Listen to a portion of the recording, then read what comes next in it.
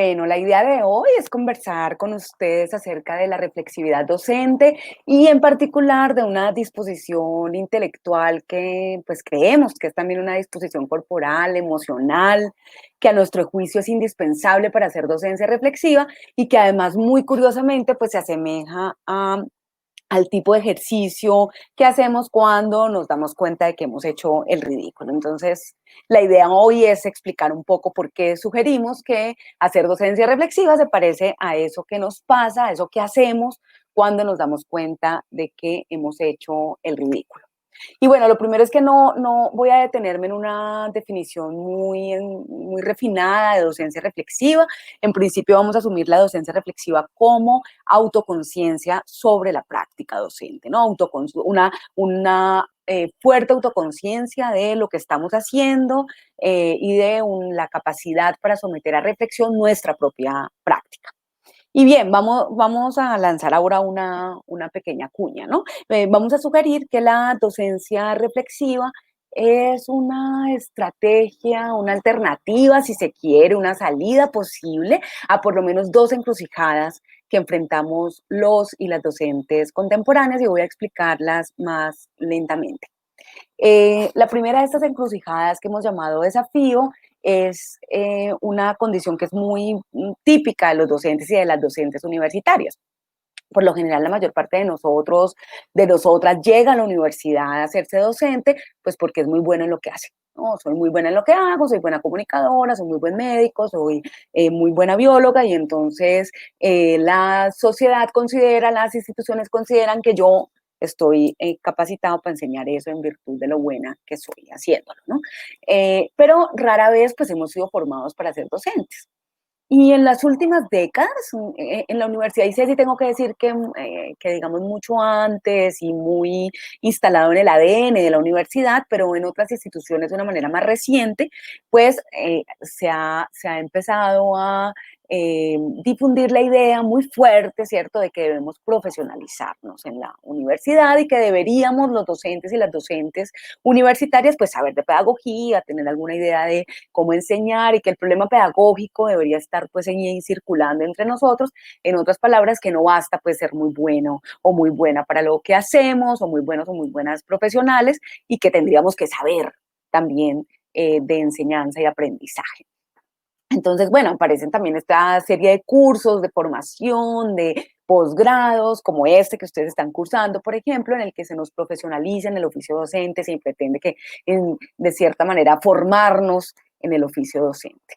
Pero lo cierto es que la mayor parte de nosotros, de nosotras, pues sabe que hay una buena dimensión de este oficio docente que pasa por asuntos que escapan a estas prácticas de profesionalización, de enseñanza.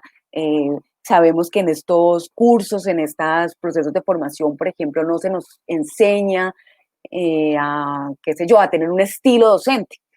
O no se nos enseña qué hacer con las emociones de los estudiantes, de las estudiantes, ni con las nuestras propias, no se nos enseña qué hacer con nuestro tedio, nuestro cansancio, nuestras angustias personales, ni con las de los estudiantes. No se nos enseña tampoco qué hacer con la autoridad en el aula, ¿no? Y cómo trabajar la autoridad frente a los chicos y las chicas que tenemos en clase. Y estas cosas no se nos enseñan no porque los programas sean muy malos, sino que no se nos enseña pues porque esto probablemente no es enseñable o no es enseñable de la manera en la que se nos enseñan otros contenidos. No se nos puede enseñar esto de la manera en que aprendemos, por ejemplo, a evaluar o elaborar rúbricas. Estos contenidos parecen ser enseñables de otra manera por vía, vamos a decir nosotros, la experiencia, ¿no? Esto es como lo no enseñable. El segundo desafío tiene que ver con una condición que es común no solamente a los docentes y a las docentes universitarias, sino que también le ocurre a otros profesionales y nos ocurre como padres, nos ocurre como adultos, y es la pérdida de legitimidad de ciertos modelos que provienen del pasado.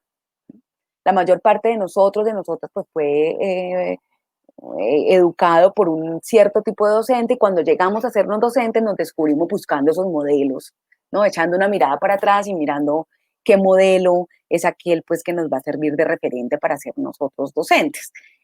Eh, y esa mirada para atrás parece ser cada vez más insuficiente, ¿no?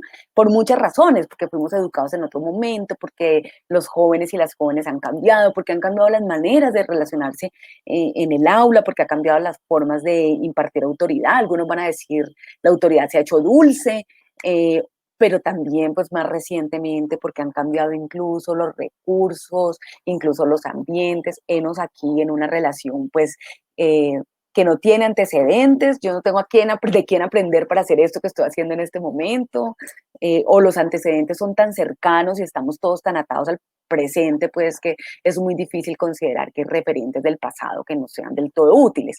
Entonces tenemos como esos dos desafíos los docentes y las docentes universitarias, ¿no? Por un lado, pues, en la obligación de tener que profesionalizarlos, la necesidad de profesionalizarnos, de aprender el oficio docente y la idea de que buena parte de ese oficio se escapa y por otro lado la pérdida de legitimidad de los modelos que vienen del pasado. Pues bien, frente a estos dos desafíos nosotros sostenemos en la universidad que la reflexividad es una alternativa, es decir, que el camino para superar estos desafíos que son a su vez obstáculos también en ocasiones es asumir que la docencia es un oficio. Y esto supone que la docencia es como otros oficios, ¿no? Un saber que se desarrolla en la práctica, en la repetición, en la experiencia, ¿no? En la experiencia acumulada de hacer la misma cosa, ¿no? Hasta ganar pues una suficiencia que te permite sentir que dominas el oficio, ¿no? Eh, con ello queremos decir que los oficios se aprenden en la experiencia, como se aprende la alfarería, por ejemplo, o como se aprende a ser médico o médica, que es un oficio muy profesionalizado, altamente tecnificado, que sin embargo sabemos todas que se aprende pues en la experiencia, ¿no? Pero la experiencia en sí misma no necesariamente nos enseña a hacer las cosas bien. Pensemos en un oficio muy sencillo, como muy sencillo si cocinamos mal, cocinamos poco, que es cocinar. Puede ser muy complejo si somos unos chefs, si hacemos, pero bueno, digamos, hacer un arroz que es un tipo de saber que se aprende en la repetición y la práctica, pues requiere una cierta sabiduría para poder hacerse bien, porque yo podría repetir mucho un mal arroz, hacer siempre mal el arroz, siempre me queda mal, aunque lo haga muchas veces, ¿cierto? Pues bien, nosotros sostenemos que aquello que nos permite aprender de la experiencia, aprender en la experiencia, es precisamente la reflexividad. Es decir, que la reflexividad es una estrategia que permite convertir la experiencia en saber, ¿no? Eso que hacemos todos los días lo permite comprender en saber. ¿Y cómo hacemos eso, no? Porque suena fácil y también suena difícil al mismo tiempo, ¿no? Suena fácil porque, bueno, consiste en reflexionar sobre la propia práctica, pero para todos, para todas las que estamos en la universidad, sabemos que si hay algo complejo es precisamente someter autoexamen a aquello que hacemos. Y hoy por hoy hay en las universidades una idea muy difundida y es la confianza en la investigación como un camino para hacer reflexividad docente, ¿no? Se nos dice que si sabemos investigar, pues vamos a ser capaces de hacer reflexividad, ¿no? Y se nos invita a aprender técnicas de investigación, en particular de investigación cualitativa, de ciencias sociales en ocasiones, para poder hacer reflexividad sobre nuestras prácticas. Y digamos, esto es parcialmente cierto, la investigación nos resulta muy útil para construir distancia respecto al objeto que hacemos, al objeto investigado, para ganar una serie de técnicas, ¿cierto?, que nos van a permitir aproximarnos a una cierta experiencia, para convertir la experiencia en dato también. La reflexividad resulta muy útil, pero lo cierto es que la investigación tiene límites.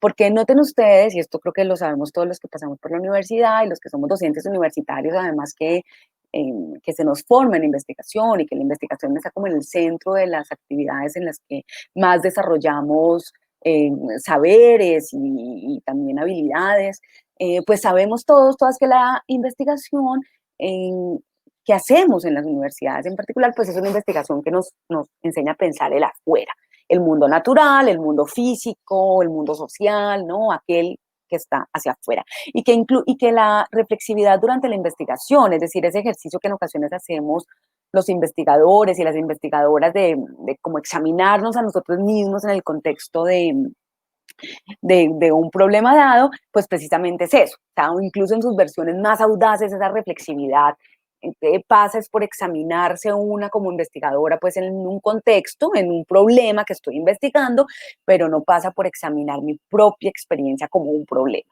¿no? Y en cambio la reflexividad docente, si se quiere, pues es como una reflexividad muy radical, porque el objeto de la reflexión es tu propia práctica. Y en ese sentido volvemos al sentido del ridículo. Y volvimos a esto de qué pasa cuando nos damos cuenta de que hacemos el ridículo. Y noten ustedes, bueno, yo creo que todas hemos hecho el ridículo, es difícil pasar por la vida sin hacerlo. eh, y muchas veces nos hemos dado cuenta de que hemos hecho el ridículo. Es más, muchas veces nos damos cuenta de que estamos haciendo el ridículo mientras hacemos el ridículo, ¿no? Y entonces una está ahí, pues en medio, qué sé yo, de un salón de clases y levanta la mano para opinar y pues dice una tontera y mientras está diciendo aquello que está diciendo que no debería decir, pues uno se empieza a dar cuenta que está haciendo el ridículo. Y noten ustedes que para darse cuenta de esto, pues lo que ponemos en juego es una muy sofisticada habilidad social, porque lo que hacemos es, dado que conocemos al otro, al público, lo que hacemos es un ejercicio de ponernos en el lugar del otro, ¿cierto? De plantarnos en su mismicidad y de vernos desde su punto de vista. Es decir, lo que hicimos fue, por un instante, ser capaces de vernos como nos estaba viendo el otro. Y viéndonos desde ese lugar, nos dimos cuenta que estábamos haciendo el ridículo. Y nos dio pena, ¿no? Y bueno, eso es una sensación horrible, él dura un rato, uno le dura un rato, cada vez que se da cuenta que hizo el ridículo y eso es terrible. Eh, pues bien, esta habilidad, noten ustedes que es la misma habilidad que ponemos frente al espejo. Cuando en ocasiones nos estamos arreglando, maquillando, no sé, vistiéndonos, qué sé yo, nos vemos al espejo y el ejercicio que hacemos es casi que vernos como nos verían los otros. Vemos a esa imagen del espejo con los ojos de las otras, de los otros, ¿no? Y esa mirada del otro en ocasiones es incluso anticipatoria. Sabemos el ojo que nos va a ver, cómo nos van a ver los de la fiesta, cómo nos van a ver los de la reunión, cómo nos van a ver los de la clase, ¿no? Y ese ejercicio no de ponerse de una manera muy radical también en la mirada del otro y vernos desde ese lugar es precisamente, sostenemos nosotros en el departamento de pedagogía, es precisamente la disposición que se requiere para hacer reflexividad docente, o por lo menos en su versión más radical, ¿no? La idea de que para hacer reflexividad docente necesitamos pararnos en los ojos de aquellos que participan de nuestra experiencia y vernos como ellos nos ven y ser capaces de someter nuestra propia experiencia a un autoexamen tan riguroso, tan duro, tan amoroso también, por supuesto, como el que sometemos a la experiencia o como cuando sometemos la experiencia del otro, ¿cierto? A un examen. Em, voy a terminar con dos cosas que me parecen que son como aperturas a otras discusiones también muy importantes. Una es que la reflexividad sin duda mejora cuando la hacemos en colectivo, cuando la hacemos con otros, para otros, en medio de otras, cuando no pensamos solas, cuando no nos vemos solos, eso mejora muchísimo. Y en segundo lugar, por supuesto, como el sentido del ridículo también, pues mejora mucho cuando conocemos a los que tenemos enfrente o al lado, ¿no? Todos sabemos que pues, uno se da cuenta más fácil si hizo el ridículo o no si conoce al público. Yo sé para estos sujetos que tengo aquí qué es el ridículo. Yo puedo entender que para ellos esto es muy ridículo. ¿Sí? Y en la medida en que les conozco lo puedo entender mejor. Pues bien, vamos a sugerir que la reflexividad docente también se hace más fértil, más rica, también más vigorosa, más vital, más renovadora de las prácticas, cuando conocemos a ese que tenemos enfrente o al lado, o sea, nuestros estudiantes. Y voy a decir algo que puede ser un poco polémico, pero abrirá otra discusión en algún momento, y es también la reflexividad mejora cuando a ese que tenemos al lado o enfrente le tenemos afecto. Por lo pronto podemos dejar allí.